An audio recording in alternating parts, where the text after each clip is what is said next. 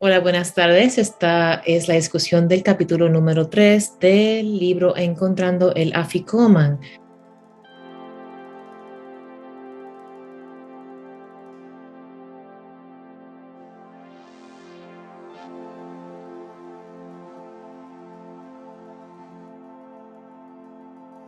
Para la mayoría de los cristianos, el judaísmo es una religión misteriosa con rituales que parecen ser tediosos y anticuados. Automáticamente sumamos sus creencias en el dicho empático: los judíos están bajo la ley y nosotros bajo la gracia. Una manera meticulosa y organizada de descartar su relevancia y para distanciarnos de su perspectiva de Dios y la vida. Pero esa conclusión nos presenta un problema. Pablo dice que hemos sido injertados y nos hemos vuelto uno con ellos mediante Jesús. Como cristianos tenemos una fobia irracional cada vez que nos mencionan algo judío y pensamos que seremos encadenados a una lista extraña de leyes que nos harán usar capas y sonar el shofar. Debemos creer que hay algo vital, educativo, que trae vida en esa raíz antigua que el enemigo nos ha robado y tergiversado como él hace para impedir que entremos en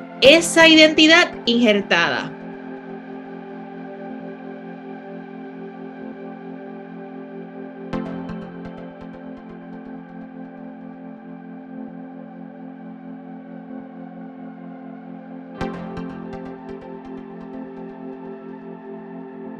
Como creyentes nuevo testamentarios hemos aprendido acerca de circuncidar nuestros corazones genuinamente para Dios cuando ponemos un sí en tu corazón, en tu cuerpo, en tu espíritu, alma y todas tus fuerzas. Una vez aceptas a Jesús como tu Señor y Salvador, quien es el camino al Padre. Y por eso la autora presenta un evento muy importante que ocurrió al traer a su primogénito al mundo, en el cual ambos decidieron cumplir un bris judío o circuncisión para así presentar al pequeño ante Dios, donde un moel y unos caballeros comenzaron a cantar cánticos y oraciones en hebreo. El bris judío se practica de acuerdo a Levítico 12:3 y dice: al octavo día la carne del prepucio del niño será circuncidada. Es interesante cómo en el octavo día hay más vitamina K en el cuerpo que en cualquier otro día de tu vida. Esta es la vitamina que coagula la sangre. Por tanto, aún en el nivel práctico, el octavo día era un momento lógico para un procedimiento quirúrgico. El bebé es llevado a donde se llevará a cabo la circuncisión y usualmente es en la sinagoga y a veces en la casa.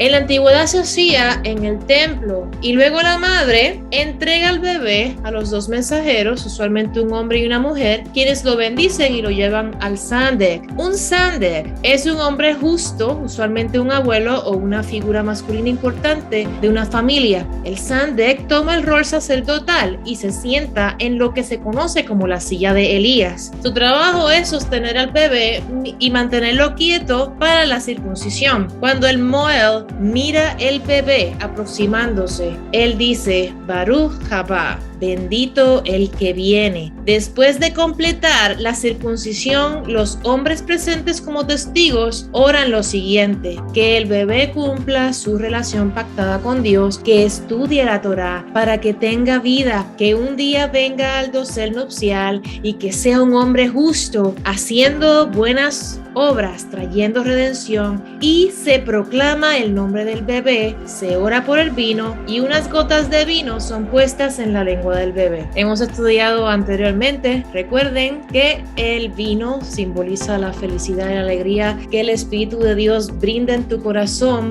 por haber abandonado los grilletes y tu esclavitud en Egipto. Es muy interesante cómo cada uno de estos pasos tiene la posibilidad de que haya ocurrido en Lucas capítulo 2, 21 al 38, cuando María y José llevaron a Jesús al templo para ser circuncidado. Fueron Simeón y Ana los los mensajeros en la ceremonia quienes lo bendijeron y lo presentaron para la circuncisión? No estamos tratando de decir que todos los padres deben hacer pasar a sus hijos varones por un bris judío. Ese no es el punto. Lo que queremos decir es que lo que para muchos es un procedimiento médico rápido en un hospital puede ser un momento significativo para que una familia y la comunidad celebren la vida juntos e inviten al Espíritu Santo de Dios para que bendiga a nuestros niños con su presencia. Pero es un ejemplo de la vida que se encuentra en esa raíz antigua de la que nos hemos hecho partícipes.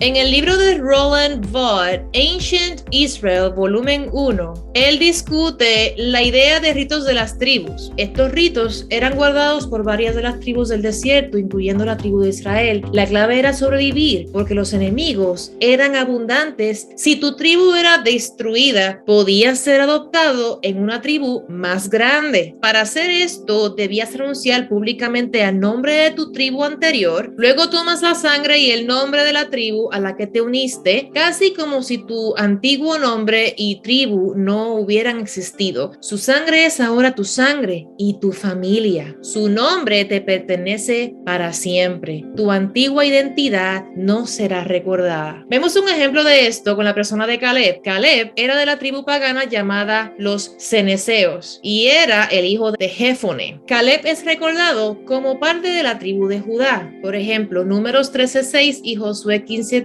habla de esto.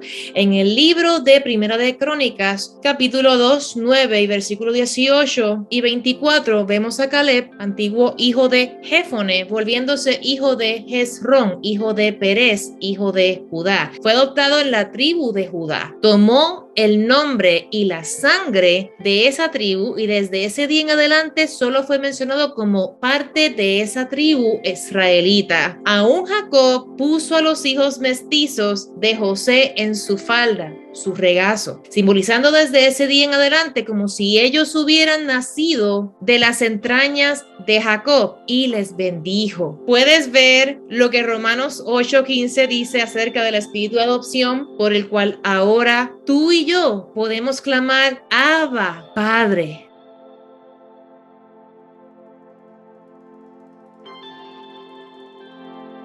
Tomamos el nombre y la sangre, tomamos una nueva identidad y un nuevo ADN, como si lo antiguo nunca hubiera existido, como si todos tus males no hubieran existido, ni el pasado de tu familia existirá y jamás será recordado, porque ahora eres parte de una nueva familia. Ahora somos parte de la familia de Jesús, y Romanos 8:17 dice que somos coherederos con Cristo.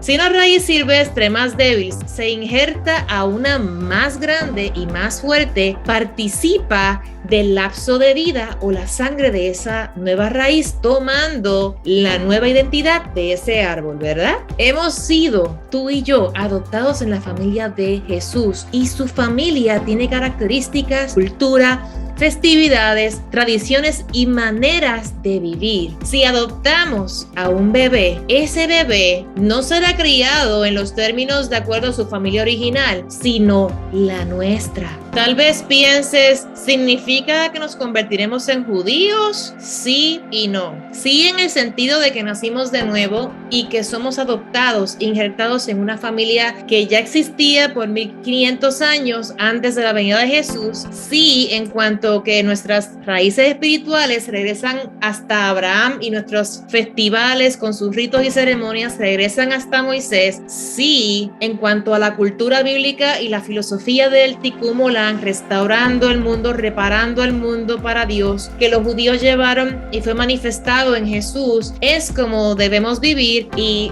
sí, nuestras Biblias son judías con frases y lenguajes, referencias culturales que solo pueden ser comprendidos desde un contexto judío. Sin embargo, la respuesta es no, si hablamos acerca de la expresión del judaísmo que tiene raíces bíblicas y que fielmente ha llevado las riquezas, ritos, ceremonias, filosofías de la vida, pero están ajenas a la revelación de Jesús como su Mesías. El mismo Jesús usa referencias de costumbres hebreas a través de los evangelios y en el libro de Apocalipsis. También Pablo hace referencia acerca de ellas en las epístolas.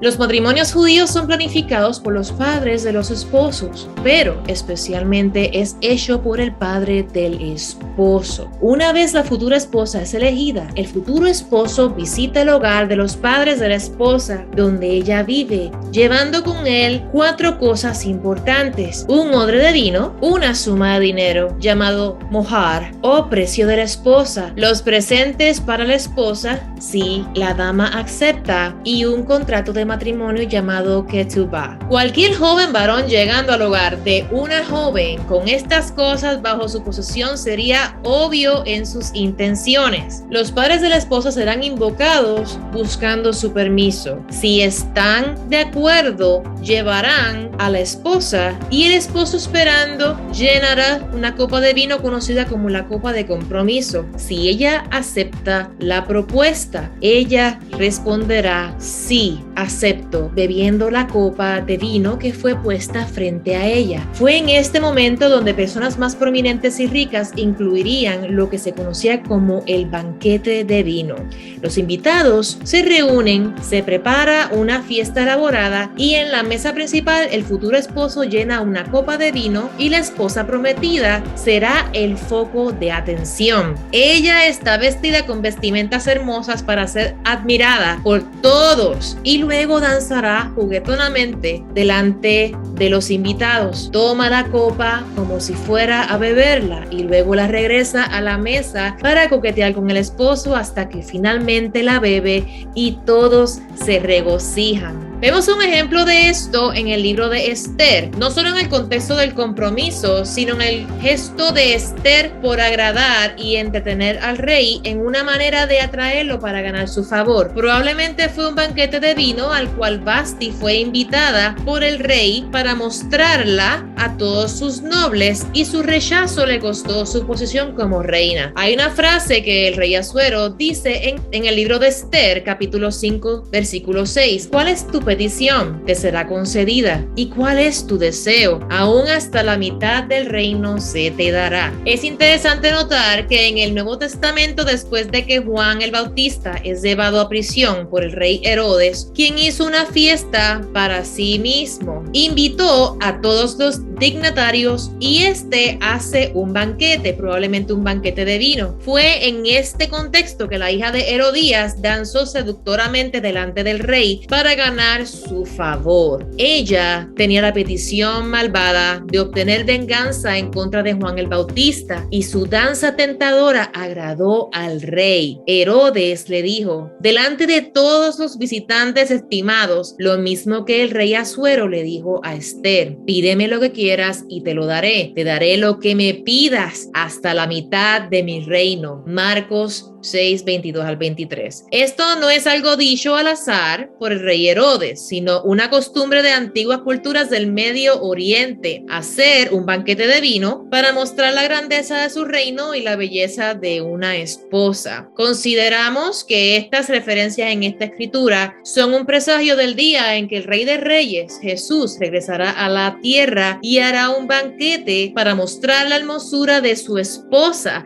para que toda la tierra se maraville de ella. Un mohar, o el precio de la esposa, se le pagaba a los padres de la esposa, y el ketubah o contrato, en otras palabras los 10 mandamientos, se firmaba en el voto del esposo por cuidar de ella. Ahora estaban legalmente casados y tendrían que divorciarse para disolver el matrimonio. Luego el esposo deja regalos para la esposa como voto de regresar por ella en el futuro. Él la deja para construir una habitación nupcial en la casa de su padre, ese lugar que él está preparando para llevarla a la segunda parte de la boda, conocida como la consumación.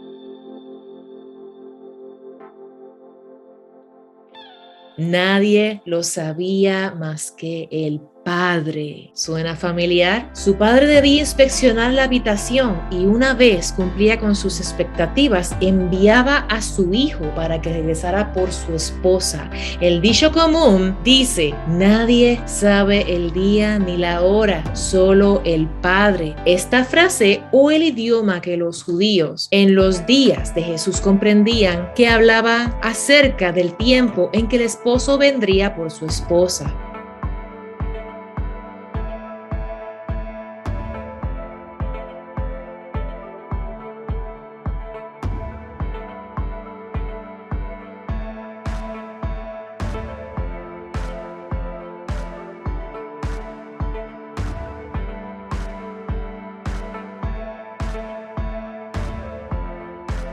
La esposa pasaba su tiempo cosiendo sus vestiduras nupciales y preparándose para ser esposa, mientras el esposo estaba de viaje. Ella fue separada desde el día de su compromiso y se le puso un velo cuando fue presentada al público. Desde ese día en adelante, ella era vista como: ya no te perteneces a ti misma, pues has sido comprada por un precio. Primera de Corintios, capítulo 16, versículo 19 al 20. Después de un año, cuando el padre del esposo estaba satisfecho de que todo estuviera en orden, los amigos del esposo sonarían un shofar, proclamarían en las calles: miren, aquí viene el esposo.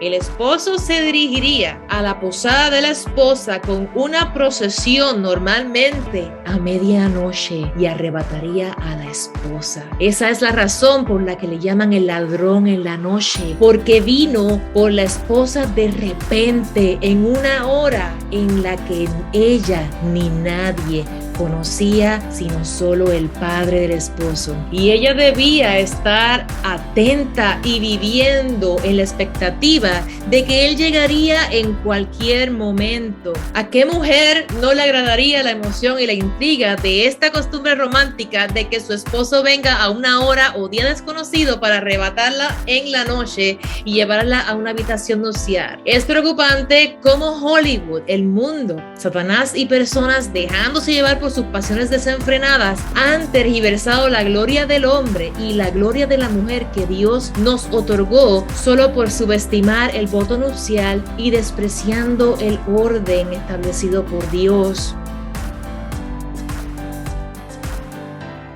4 hombres sostendrían el palanquín o litera en sus hombros para regresar a la esposa a la posada del esposo. Esto se conocía como el nisuin, el levantamiento o arrebatamiento de la esposa. 10 vírgenes que cargan 10 lámparas acompañan a la esposa a la recámara nupcial. Es aquí donde se realizaba la segunda parte de la boda, la consumación, y era sellado con otra copa de vino apropiadamente llamada como la copa de la consumación, muy semejante a la anécdota de las 5 vírgenes prudentes y las 5 vírgenes insensatas, ¿verdad? Cuidando y preparando sus vestimentas con intimidad, la intimidad de la presencia de Dios, comprando aceite gratis delante de la presencia de Dios, manteniendo sus vestiduras preparadas, su tiara, sus mantos, para que cuando el esposo venga de repente a arrebatar a esa esposa ataviada, estemos preparados también para entrar a sus bodas con aceite en nuestras lámparas. Muy interesante la conexión, ¿verdad? Los esposos entran en la recámara nupcial o chupá por 7 días para consumar la boda. Los amigos del esposo se ponen a la puerta y anuncian su salida del chupá a la familia e invitados, quienes esperan el comienzo de las festividades. Jesús, el esposo, escoge a una esposa por voluntad del Padre. Juan 15, versículo 16 dice: no me escogieron a mí, pero yo los escogí a ustedes.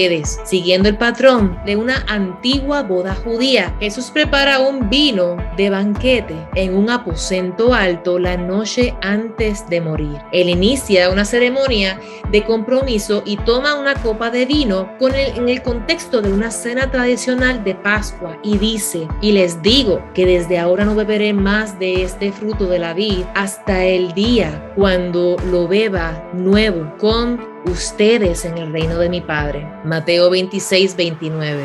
¿Qué día él estaba aludiendo? El día en que la segunda copa de vino es derramada, la copa de consumación, que se toma en el chupá nupcial. Luego, en Juan capítulo 14, 1 al 3, Jesús dice algo que solo un esposo diría en su compromiso. Él dice: no se turbe tu corazón, cree en Dios, cree también en mí. En la casa de mi Padre hay muchas moradas. Si no fuera así, te lo hubiera dicho, porque voy a preparar un lugar para ustedes. Y si me voy y preparo un lugar para ustedes, vendré otra vez y los tomaré conmigo, para que donde yo estoy, allí estén también ustedes. Jesús hace referencia a la tradición a la cual como esposo no puede decirles cuándo él regresará para llevarlos al chupá, porque el Padre es el único quien decide el tiempo correcto en que él debe regresar. Él dice en Marcos capítulo 13, versículo 32: pero de aquel día o de aquella hora nadie sabe, ni siquiera los ángeles del cielo, ni el Hijo de Dios, sino solo el Padre. Luego les da las parábolas para asegurarse de que ellos comprendan que aunque se marche, es importante que vivan como una esposa que vela, buscando intimidad con Dios, esperando por el regreso de su esposo, viviendo separada para Él, viviendo como una iglesia separada para Él, y en la expectativa del día en que Él regresará. Él cuenta la historia de 10 vírgenes y vemos el lenguaje de una boda nupcial tradicional. El esposo se ha demorado y mientras las vírgenes estaban esperando, se quedaron dormidas. Entonces, cuando se escucha el clamor a medianoche de que el esposo ya viene, vemos que solo las que tenían aceite de intimidad en sus corazones, velando y preparándose para su venida, podían entrar en la recámara nupcial. En Mateo 24, versículo 42 al 44, Jesús una vez más les dice que estén alertas, porque no sabrán el día en que el Señor regresará. Él dice que estemos en alerta porque como un ladrón en la noche, como el esposo que arrebata a su esposa, el Hijo de Hombre vendrá en una hora en la que no te esperas. El precio extravagante que Jesús pagó por su esposa fue su propia vida. Primero de Pedro, capítulo 1, 18 al 19, dice: sabiendo que no fueron redimidos de su vana manera de vivir, heredada por sus padres con cosas perecederas como oro o plata, sino con sangre preciosa, como de un cordero sin tacha y sin mancha, la sangre de Cristo. Primero de Corintios capítulo 7, versículo 23 nos recuerda que fuimos comprados por precio. El regalo que Jesús nos dejó fue el Espíritu Santo en Hebreos 2 como una garantía de su regreso. Ahora vivimos para Él, manteniéndonos puros, anticipando su regreso por Él como amantes de Cristo. En 2 de Corintios capítulo 11 versículo 2, Pablo dice: porque celoso estoy de ustedes con celo de Dios, pues los desposé a un esposo para presentarlos como virgen pura a Cristo. También en Juan capítulo 3 versículo 29, Juan el Bautista se identificó a sí mismo como el amigo del esposo, quien se alegra cuando oye la voz del esposo. Esto es consistente con el rol tradicional de un amigo del esposo, quien a menudo escolta al esposo a la posada de la esposa y luego anuncia a son de trompeta cuando el esposo sale de la posada de su padre para ir por su esposa, y más tarde anunciará a los invitados que ambos salen de la recámara nupcial después de la consumación. Mira todo el rol que conlleva ser un amigo del esposo. Es posible que Moisés y Elías se aparecieron con Jesús en el monte de la transfiguración como dos amigos del esposo, los dos testigos que se necesitan para que una boda judía sea legal. En el capítulo 6 de este libro veremos que Moisés fue un amigo del esposo que escoltó a la esposa Israel al monte Sinaí para entrar en un pacto nupcial con Dios. De la misma manera, Juan el Bautista, quien tenía el espíritu de Elías, era el amigo del esposo que escoltó a la esposa en el Nuevo Testamento hacia Jesús.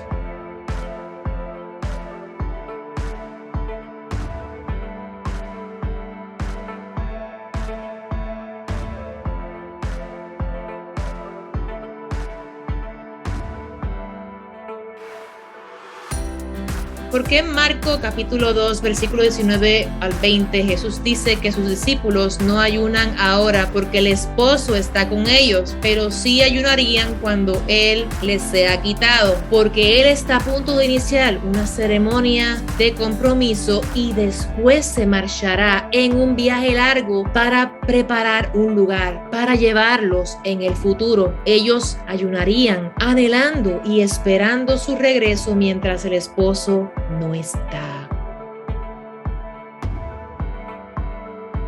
La noche antes de la boda, los esposos van a un mikvah. El mikvah es la palabra hebrea para la inmersión en agua o bautismo. Cada comunidad judía, desde Israel de la antigüedad hasta hoy, tiene una. Son salas cerradas y privadas con escalones que al fondo llevan a un estanque. El agua debía ser lo que se llama agua viva, y de ahí fluía a un estanque desde un ojo de agua y desembocaba también. Las personas se sumergen mientras un testigo observa. Una dama es testigo para la dama, la doncella, y un hombre para el caballero. Hay muchas razones para los mikvahs en la vida judía, y usted se dará cuenta que en Hebreos capítulo 6 versículo 2 el escritor usa el plural y dice bautismos. Los sacerdotes en los tiempos del templo iban al mikvah para lavarse antes de servirle al Señor. Cualquiera que tocase un cadáver era lavado en el mikvah. Las mujeres van al mikvah en el día 14 de su ciclo menstrual para lavar la muerte de un óvulo que no fue fertilizado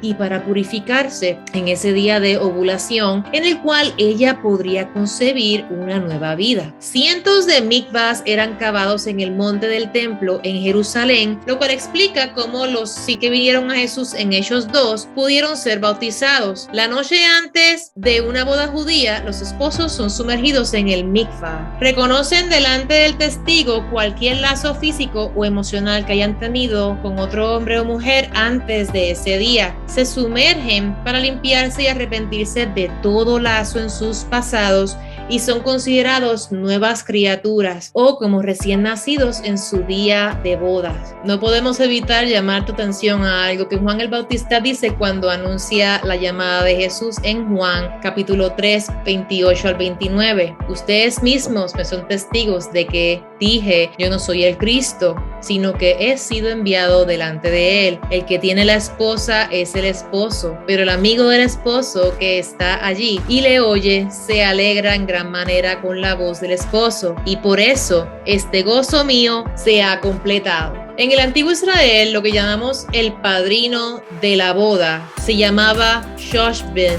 o amigo del esposo. Él era quien escoltaba a la esposa hasta el esposo y anunciaba su venida. Podría ser que como amigo del esposo, Juan el Bautista estaba llevando a personas a un bautismo o mikvah de arrepentimiento y santificación previo a un compromiso.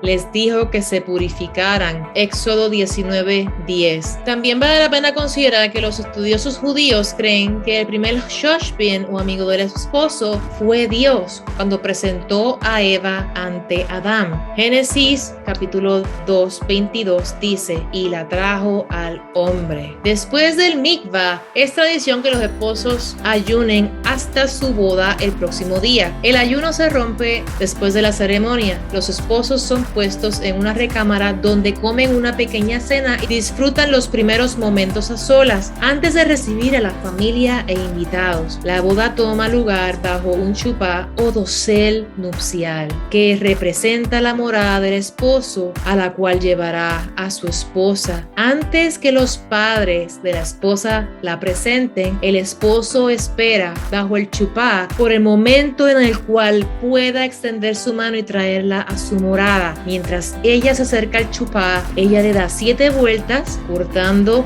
sus lazos con la casa de sus padres y toma la mano de su esposo mientras él la invita a su morada. En el Israel antiguo, la ceremonia de compromiso se realizaba en la morada de la esposa y un año después la ceremonia de consumación tomaba lugar en la morada del esposo. Actualmente ambas ceremonias toman lugar bajo el chupá. Después de tomar la primera copa de vino se intercambian los anillos y la esposa se mantiene cubierta por el velo. Después de la segunda copa, el velo es quitado y se declaran bendiciones sobre la pareja y son oficialmente esposos. La pareja se une a la celebración después de su tiempo a solas. Se les levanta en sillas por encima de los demás y con cantos y música son desfilados por la sala frente a todos. Esto se le llama nisuin, el levantamiento o arrebatamiento de los esposos. Son considerados reyes, coronados en este día y son levantados no en la tierra ni en el cielo, sino entre el cielo y la tierra, donde todos los ojos pueden verlos y declaran su hermosura aún. Considera este versículo con este cuadro profundo y profético en tu mente, pues el Señor mismo descenderá del cielo con voz de mando, con voz de arcángel y con la trompeta de Dios, y los muertos en Cristo se levantarán primero. Entonces nosotros, los que estemos vivos y que permanezcamos, seremos arrebatados juntamente con ellos en las nubes al encuentro del Señor en el aire, y así estaremos con el Señor siempre.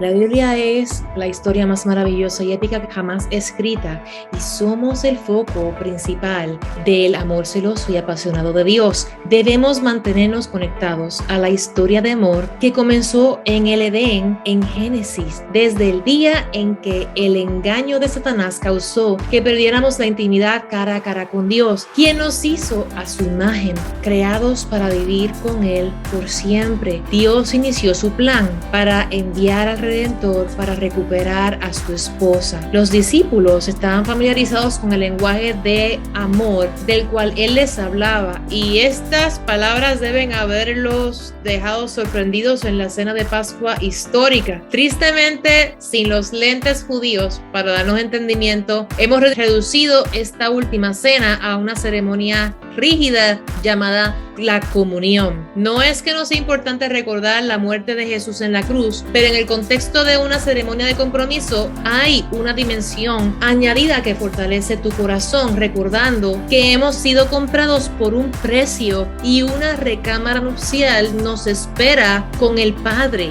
Sabemos que vino como varón de dolores y pagó el precio por su esposa cuando Él dijo: consumado es, muriendo en la cruz. Dijo las palabras que un esposo diría al padre de la esposa después de completar el pago del precio del mojar o precio de la esposa. Ahora, en este mismo minuto, Jesús está construyendo una recámara nupcial para traer a su esposa un día en el futuro. Mientras Él construye, intercede por ti y por mí y canta con gozosa anticipación por el día llamado la alegría de su corazón. Es el día que Juan pudo ver en la isla de Patmos en Apocalipsis 19 y 21. Jesús le dio un anticipo del Apocalipsis, que significa la revelación, la atracción central al final de esta era. Una esposa ataviada, adornada para su esposo, saliendo de un chupá nupcial con un rey, mientras es presentada junto a él, frente a las bocas abiertas de todas las naciones de la tierra.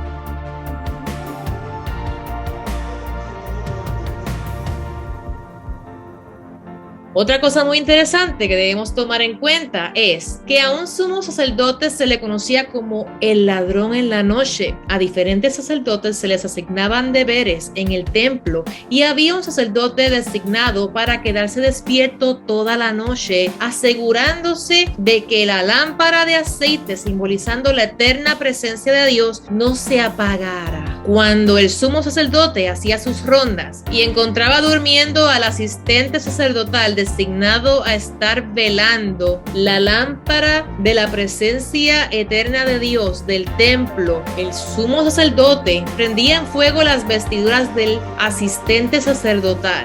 Después, él tendría que quitarse sus vestiduras y vergonzosamente correr por las calles desnudo. Es solo en este contexto en que Apocalipsis capítulo 3, 3 al 5 y capítulo 3, versículo 18 y Apocalipsis 16, versículo 15 cobran sentido.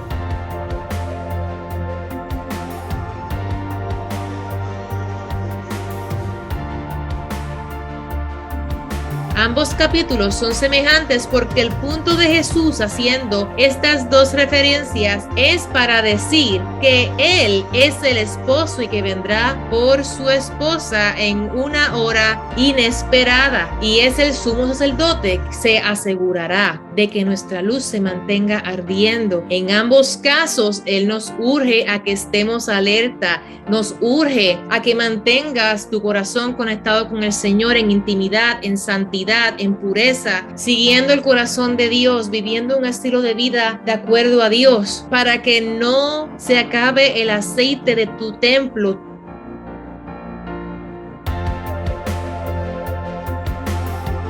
En toda manera se les entregó mucho. ¿Qué se les entregó? Números 9, 2 al 3 dice que los israelitas celebren la Pascua a su tiempo señalado. En el día 14 de este mes, al atardecer, ustedes la celebrarán a su tiempo señalado. La celebrarán conforme a todos sus estatutos y conforme a todas sus ordenanzas. Se le entregó a Moisés en el monte Sinaí, quien lo enseñó al pueblo, quien lo enseñó oralmente y luego fue grabado en escrituras judías. ¿Dónde se encuentran? Su lenguaje se encuentra en toda la Biblia, pero no presenta las expectativas, sino que se asumen. No podemos enfadarnos con los padres de nuestra iglesia ni nuestros líderes por privar este tema de nosotros. Dios lo ha establecido para que sea revelado en este tiempo en la historia. Permitió que los judíos guardaran fielmente un cofre de tesoros con gemas preciosas que nos ayudan a reconocer a un nuestro Salvador, Rey y Esposo judío, y da una rica explicación y significado a la religión. Una familia judía nos adoptó con una cultura y tradiciones que son ricas en significado y nos enseña cómo vivir. Una vez nuestros ojos sean abiertos, tendremos ojos para ver tantas escrituras que no comprendimos antes porque carecíamos de los lentes hebraicos para entenderlos. Hay varios idiomas y referencias a las festividades judías por todo el Antiguo y Nuevo Testamento que dan un rico significado y contexto de lo que hablamos. Nosotros esperamos que mientras te encaminas en estos estudios, tú tengas un fundamento donde por tu cuenta comiences a minar por el oro de Cristo. También espero que recibas el oro extravagante que hermanos fieles judíos han guardado hasta este tiempo presente, cuando el Padre lo desenvuelva sobre sus herederos legítimos y aquellos que fueron injertados. Ahora, mientras abres este cofre lleno del oro de Cristo, pide al Señor el espíritu de revelación y entendimiento del conocimiento de Él. Por tanto, recuerden que en otro tiempo ustedes, los gentiles en la carne, que son llamados incircuncisión por la tal llamada circuncisión hecha en la carne por manos humanas, recuerden que en este tiempo ustedes estaban separados de Cristo, excluidos de la ciudadanía de Israel, extraños a los pactos de la promesa, sin tener esperanza y sin Dios en el mundo. Pero ahora en Cristo Jesús, ustedes que en otro tiempo estaban lejos, han sido acercados por la sangre de Cristo. Efesios 2, 11 al 13. Aquí concluimos la discusión del tercer capítulo de Encontrando el Afikoman. Para más información acerca del libro, dejaré los enlaces en la descripción. No te pierdas el próximo capítulo por el mismo canal y la misma hora. Que Dios te continúe bendiciendo hoy, mañana y siempre.